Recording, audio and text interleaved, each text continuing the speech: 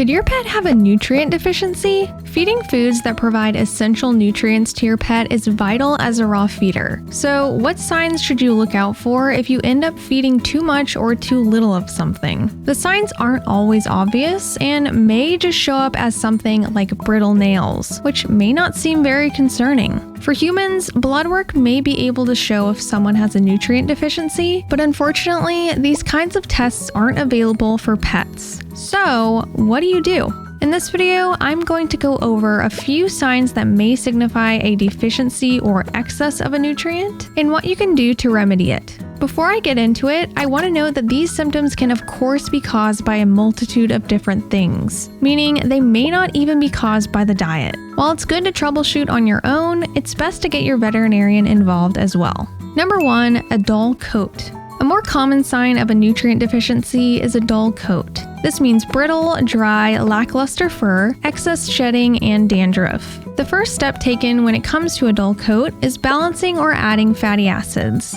A diet with an excess of omega-6 fatty acids has been linked to causing inflammation, skin, and coat problems. To bring the coat back to a healthy, shiny state, the inclusion of omega-3s need to be provided. Doing this helps balance out the omega-6 to omega-3 ratio. An imbalance can happen in a diet that's too lean or a diet that lacks oily fish, which does provide more omega-3s, so adding a bit more raw fat or oily fish to the diet can help improve this issue. Results aren't instant and may take up to 4 to 6 weeks before seeing improvement. If the coat is still dull, this may be a sign of something else and should be evaluated by your vet.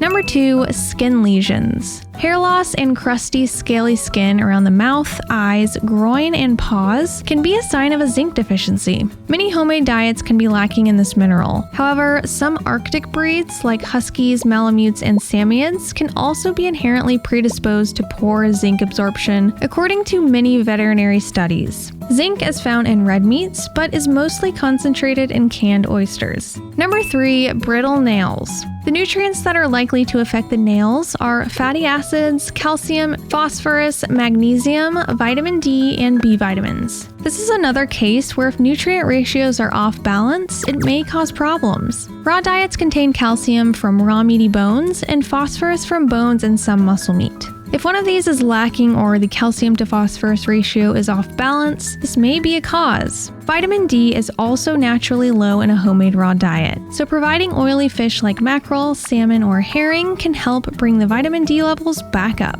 It certainly wouldn't hurt adding in a vitamin B complex to the diet as well. Since it's water soluble, the excess will be removed in the pet's urine if there is any. If you know your pet's diet is balanced, there could be a chance that your pet's body is having difficulty absorbing nutrients for some reason. So in this case, they should be analyzed more by your vet. Number 4, hyperthyroidism and hypothyroidism. While this is more of a medical condition than a physical sign, the signs of this can be skin and coat issues as well, with more symptoms going on inside their body. These two medical conditions directly relate to the thyroid glands and iodine. Iodine is a mineral that is necessary for the production of thyroid hormones, which are responsible for the rate at which calories are burned and the speed of the heartbeat. Your pet's body cannot make iodine on its own, so it needs to be included in the diet. Too little iodine in the diet can cause hypothyroidism, which can show itself in the form of a rough coat, hair loss, typically around the pet's flanks, enlarged thyroid glands, lethargy, and a slow heart rate. Unfortunately, similar symptoms can appear when iodine is given in excess as well, and is then called hyperthyroidism.